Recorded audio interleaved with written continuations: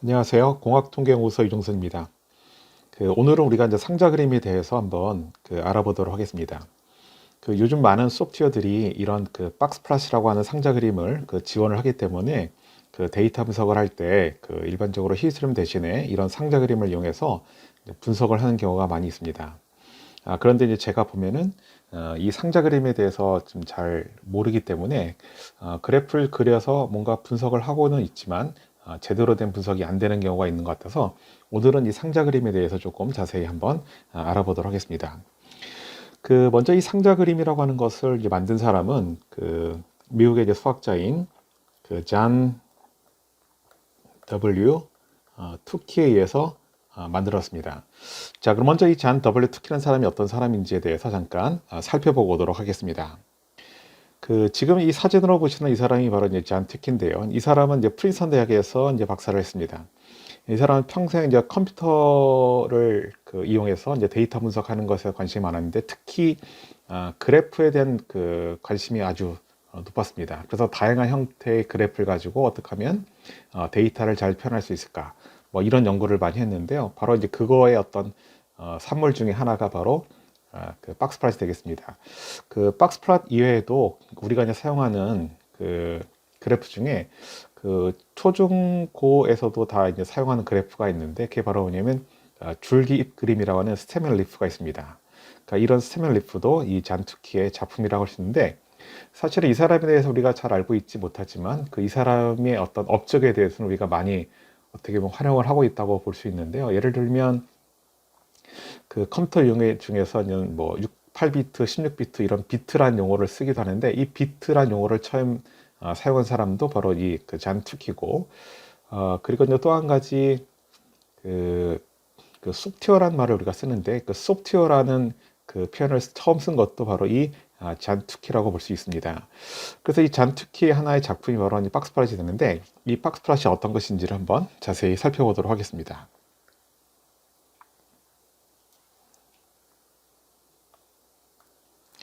자, 먼저 이 박스플랫이라고 하는 이름은 정식 이름이 아니고 원래 정식 이름은 박스 그리고 휘스커라는 표현이 들어갑니다. 그래서 원래 정식 이름은 이제 박스 앤 휘스커 플랫이라고 이제 잔투키는 명명을 했는데 박스는 이제 상자고요. 이제 휘스커라고 하는 것은 이제 수염인데 이제 고양이 수염을 보시면 굴다란 게 이렇게 여러 가닥이 나와 있죠. 그래서 생긴 모양새가 이런 상자가 있고 이런 수염이 있다. 그래서 이제 박스 앤 휘스커 플랫 이렇게 이제 불렀는데 자, 그럼 이제 박스 플랫의 어떤 모양을 한번 살펴보도록 하겠습니다. 자, 먼저 이 박스 플랫이라고 하는 것은 가운데 이렇게 이제 박스가 이렇게 있습니다. 자, 그리고 이 박스 가운데 선이 하나 있는데요. 이 가운데 선이 바로 뭐냐면 이게 바로 메디안이 되겠습니다. 자, 메디안이라고 하는 것은 우리말로 한다면 얘를 이제 중위수 이렇게 이제 부르고 박스의 아래쪽 끝은 뭐냐면 이게 Q1이 됩니다. 그래서 박스의 위쪽 끝은 Q3가 되는데요. 자, Q1과 Q3는 뭘 의미하냐면 Q1이라는 것은 영어로 이것을 이제 first 쿼타일이라고 씁니다. 자, 근데 이 펄스 쿼타일은 우리말로는 이것을 일사분위수라고 부르는데 이 쿼타일이라고 하는 용어는 영어 쿼터에서 씁니다. 예를 들면 농구라고 하는 것은 4쿼터 게임인데 그 4쿼터 중에 한 쿼터가 끝났다면 전체 4분의 1이 끝난 것이죠. 그러니까 전체 4분의 1이기 때문에 25%가 됩니다. 그럼 여기는 Q1이라고 하는 것은 뭐냐? 먼저 우리가 갖고 있는 데이터를 오름차순으로 정렬합니다. 그리고 제일 작은 값으로부터 커진 쪽으로 25%째에 있는 수, 그 수가 바로 1, 4분의 수 Q1이 되겠고요. 자, Q3 같은 경우는 그러면 4분의 3이니까 얘는 이제 서드 쿼타일이라고 부르는데 이 서드 쿼타일은 말씀드린 것처럼 75%째에 해당하는 수가 됩니다. 그래서 우리말로 번역을 하면은 3, 4분의 수가 되겠죠. 자, 그러면 Q1, Q3가 있는데 가운데는 메디안 같은 경우는 제가 중위수라고 불렀는데 중위수는 흔히 얘를 Q2라고도 부릅니다. 자, 그리고 이 상자 그림 아래쪽으로 이렇게 선이 하나 가지고 위쪽으로 선이 하나 가지는데 이 선의 끝이 바로 뭐냐면 이게 미니멈이 되겠고 위쪽 끝이 바로 맥시멈이 되겠습니다. 자, 이렇게. 그래서 기본적으로 이 박스플랫이라고 하는 것은 5개의 통계량으로 구성이 된다라고 얘기하는데 5개의 통계량이 바로 민맥스, 그리고 Q1, Q3, 그리고 메디안이 되겠습니다. 자, 그럼 여기서 이 민과 맥스라고 하는 것도 사실 우리가 다른 말로 한다면 얘를 미니멈을 우리가 Q0라고 얘기를 하기도 하고, 또는 맥스를 갖다가 우리가 이것을 Q4라고도 얘기를 합니다. 그래서 엑셀에서 우리가 그 최대값과 최소값을 구할 때 흔히 맥스와 민이라는 함수를 써서 우리가 구할 수 있지만, 쿼타이라는 함수를 이용해 가지고도 우리가 그 맥스와 민을 구할 수가 있게 됩니다. 자, 그럼 우리가 이 박스플롯의 구성 요소인 그 5개의 값 통계량이 무엇인지 알아봤는데, 이 5개의 통계량을 우리가 흔히 통계 용어 사전에서 이것을 five number summary라고 봅니다. 그 5가지의 요약된 숫자다, 이렇게 우리가 얘기를 하게 되는데요. 흔히 이제 시험 문제를 낼 때 가장 많이 내는 기초 통계 시험 문제에서 많이 내는 것 중에 하나가 뭐냐면, 이 5개의 통계량 즉 박스팟을 비교한 5개의 통계량 중에 포함되지 않는 것은, 뭐 이런 식으로 문제를 내는 경우가 많은데, 예를 들면 1번 평균, 2번 Q1, 3번 Q3, 4번 맥시멈. 그럼 이런 경우는 정답이 이제 평균이 되겠죠. 그래서 우리가 좀 전에 설명드린 것처럼 이 상자 그림 안에서는 평균이 표시가 되지 않습니다. 그러니까 중위수가 이제 표시가 되는 거죠. 그래서 그 기본적으로는 평균이 표시가 되지는 않지만, 그 많은 이제 소프트웨어들이 그 사용자들이 이제 평균값을 보고 싶어 하기 때문에 평균을 추가로 표시를 해주긴 합니다. 하지만 기본적으로 박스팟을 그릴 때는 평균은 표시가 되지 않는다, 이런 점을 조금 기억을 하셔야 되겠습니다. 자, 그럼 먼저 이제 우리가 이 그 박스팟의 기본적인 요소에 대해서는, 구성 요소에 대한 설명을 드렸으니까, 이 박스팟을 우리가 어떻게 활용할 수 있는가, 그 활용 용도에 대한 얘기를 한번 해볼 텐데, 첫 번째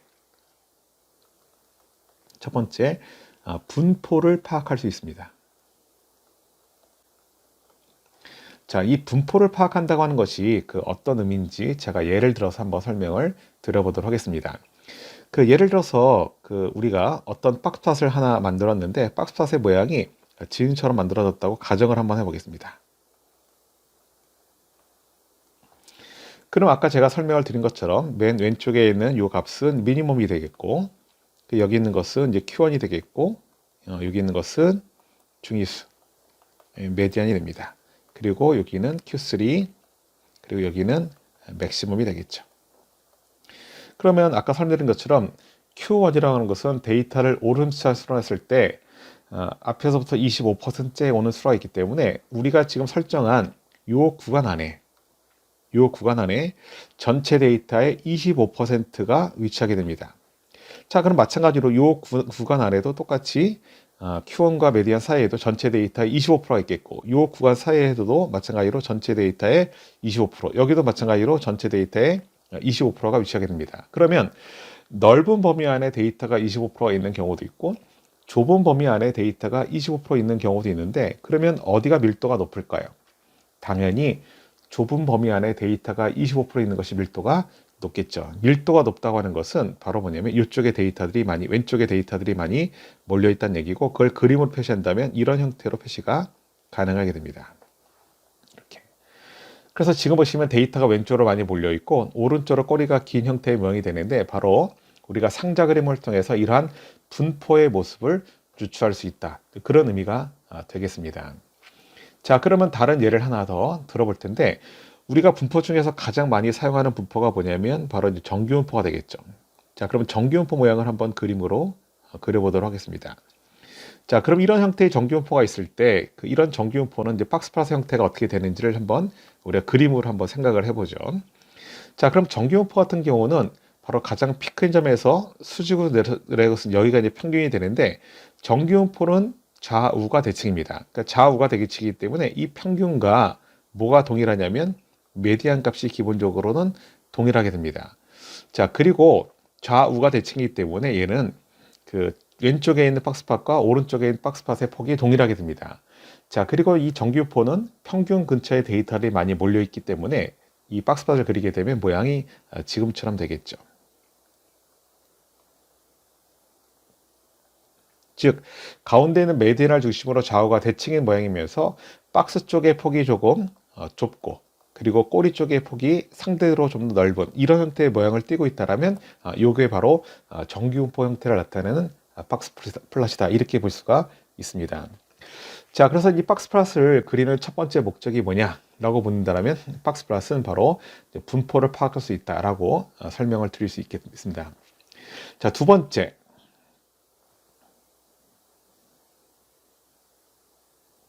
자, 그러면 두 번째 목적은 뭐냐? 이 두 번째 용도는 바로 이 비교를 이용하다. 비교가 용이하다. 자, 우리가 그 위에 있는 분들이 흔히 이제 데이터 분석에 관련돼서 이렇게 오더를 주는 경우가 있죠. 야, 데이터를 한번 비교해봐. 뭐 이런 식의 용도를 오더를 주는 경우가 있는데, 그럼 이 데이터를 비교한다는 것이 어떤 의미를 갖는 것일까요? 데이터를 비교한다는 것은 바로 뭐냐면, 그 데이터 특성을 비교한다라고 보시면 됩니다. 그럼 데이터 특성이라고 하는 것은 도대체 의미하는 게 뭐냐? 이 데이터 특성이라고 하는 것은 세 가지로 구성이 되는데, 하나가 바로 뭐냐면, 중심치의 위치가 어떻게 되느냐 하나하고, 또 한 가지는 산포가의 크기가 어떻게 되느냐, 그리고 모양은 어떻게 되느냐. 바로 이 세 가지를 우리가 흔히 데이터 특성이라고 부릅니다. 바로 이 데이터 특성을 비교하는 것이 굉장히 용이합니다. 그래서 제가 예를 들어서 한번 상자 그림을 그려서 비교를 한번 해보도록 하겠습니다. 만약 A라는 그룹과 B라는 그룹, 두 그룹의 데이터를 이용해서 이제 박스플롯을 그린 경우를 한번 가지고 설명을 해보도록 하겠습니다. 만약 A라는 그룹의 그 상자 그림 같은 경우는 이렇게 그림이 그려졌습니다. 자, 그런데 B라는 그룹의 그 상자 그림을 그리니까 상자 그림이 어떻게 그려졌냐면 이렇게 그림이 그려졌습니다. 자, 그럼 왼쪽에 나와 있는 상자 그림과, 즉 A그룹의 상자 그림과 오른쪽에 있는 상자 그림을 보시면 우리가 대번 알 수 있는 게 뭐냐면, 일단 A그룹은 전반적으로 산포가 작다라는 것을 알 수 있고, B그룹은 산포가 크다라는 것도 알 수 있습니다. 자, 또한 중심치라고 하는 것이 차이가 있죠. 바로 메디안 값이 각각 여기에 위치하기 때문에 중심치가 이만큼의 갭을 보이고 있기 때문에 중심치가 이 정도 차이가 있구나. 근데 그런 것들도 알 수 있겠고, 데이터 모양은 이 앞에 설명드린 것처럼 데이터 모양도 우리가 유추할 수 있게 됩니다. 자, 그러니까 지금까지는 우리가 이런 상자 그림을 그렸을 때 단순히 상자 그림을 그려가지고 중심치 위치 또는 산포에 대한 어떤 그 크기 여부 이런 비교를 우리가 했는데, 모양까지도 같이 이제 파악할 수 있다. 그런 걸 여러분들 설명을 드렸습니다. 그래서 기본적으로 상자 그림을 그리는 두 번째 용도는 비교가 용이하다. 이것이 이제 특징이 되겠고요. 마지막으로 세 번째 용도가 있는데, 이제 세 번째 용도는, 자, 이거는 바로 뭐냐면, 얘는 이상치 파악이 가능하다. 자, 이상치 파악이 가능하다는 것이 어떤 것인가, 이걸 좀 설명을 드리려고 하는데, 아까 우리가 이 상자 그림에 대해 설명을 드리면서 그 구성이 어떻게 된다면, 가운데 이렇게 박스가 있고요. 여기면 메디안,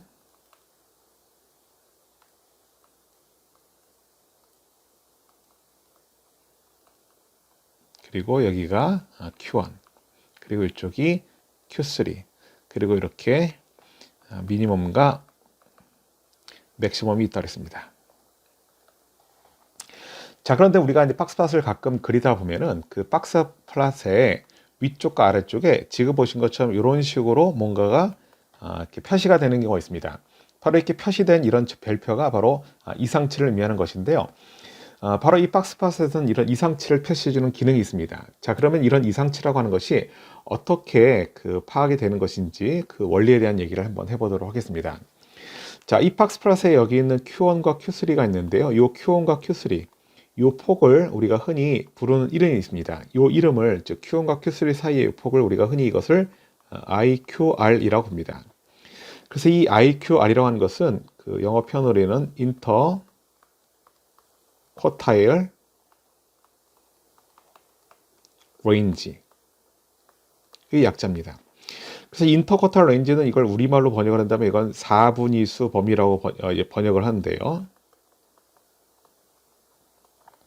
이 4분위수 범위라고 하는 것은 가운데 쪽에 있는 데이터, 즉 50% 범위 안에 있는 데이터의 구간이라고 볼 수가 있겠습니다. 자, 그런데 이 투키라고 하는 사람은 어떻게 이 박스 플롯에서 이상치를 파악할 수 있도록 해놨냐면, 자, 우리 눈에는 보이지 않지만 여기에는 어떤 이렇게 그 경계선, 바운더리가 있습니다. 바운더리가. 그래서 이런 바운더리를 벗어난 데이터가 있으면 그 바운더리를 벗어난 데이터는 이상치다라고 판단하는 겁니다. 그럼 여기는 이 바운더리는 어떻게 결정되는 것인지를 한번 우리가 살펴볼 텐데요. 자, 먼저 이 위쪽에 있는 바운더리 같은 경우는 얘는 여기 있는 Q3로부터 이렇게 표시가 됩니다. 얘는 Q3로부터 요 IQR의 1.5배. IQR 1.5배만큼 위쪽의 바운더리가 이렇게 결정이 됩니다. 자, 그럼 아래쪽에 있는 바운더리 같은 경우는 어떻게 결정이 되냐면 이 아래쪽에 있는 바운더리는 Q1으로부터 떨어져야 되겠죠. Q1으로부터 떨어져야 되기 때문에 Q1으로부터 마이너스 1.5배의 그 IQR만큼 이렇게 떨어져서 결정이 됩니다. 그래서 이러한 바운더리를 벗어난 데이터가 있으면 기본적으로는 이상치다 이렇게 판단을 하게 되는데 여기 있는 이 바운더리를 뭐라고 부르냐면 이걸 우리가 흔히 이것을 이너 펜스라고 부릅니다. 그 안쪽에 있는 울타리다 이런 의미로 이너 펜스라는 말을 쓰는데 그러니까 이런 이너 펜스를 벗어났다고 해서 무조건 그런 데이터가 이상치나 꼭 그렇지는 않습니다. 다만 이게 이상치일 수 있으니까 한번 검토를 해봐라 라고 얘기를 한 겁니다. 그래서 1.5배의 IQ를 이용해서 이런 이상치를 파악하는 것은 이제 범위가 너무 좁기 때문에 흔히 그 기업에서는 이거보다 조금 더 넓게 범위를 잡아가지고 이상치를 파악하는 경우도 있는데 투키는 그래서 1.5배의 IQR 말고 3배의 IQR을 이용해서 그 이상치를 파악하는 것도 한번 얘기를 해놨는데 훨씬 더 이 바깥쪽에 이제 바운드를 했습니다. 그래서 여기 있는 그 IQR의 3배, 그 3배의 그 IQR 아래쪽으로도 이제 Q1으로부터 3배의 IQR 만큼 떨어지는 바운더리를 결정하는 것도 있는데 이 바깥쪽에 있는 바운더리를 얘를 뭐라 부르냐면 이것을 아우터 펜스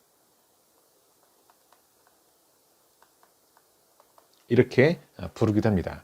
그래서 이너 펜스, 아우터 펜스라는 말을 이제 써가면서 이렇게 그 이상치를 판단할 수 있도록 이렇게 그래프를 그릴 수 있습니다. 그래서 기본적으로 우리가 이 그 박스플롯을 많이 그리고 있는데요. 이 박스플롯을 그리는 것도 중요하겠지만 이 박스플롯이 어떻게 그려지는 것인지 그 원리가 무엇인지 이걸 어떻게 활용하는지 이거를 안다라면 훨씬 여러분들이 도움이 될 겁니다. 그래서 오늘은 여러분들과 같이 한번 이렇게 이제 상자 그림이라는 박스플롯이 그 누구의 작품인지 그리고 이것이 어떤 원리에서 그려지는 것인지 그리고 어떻게 활용되는지를 여러분들 설명을 드렸는데 그래서 기본적으로 박스플롯은 3가지 용도로 활용이 된다. 첫 번째는 분포를 파악할 수 있고 두 번째는 비교가 용이하고 이제 세 번째는 이상치를 파악할 수 있다. 그러니까 이런 용도로 사용된다고 하는 것을 여러분들이 잘 이해를 해주셨으면 좋겠습니다. 감사합니다.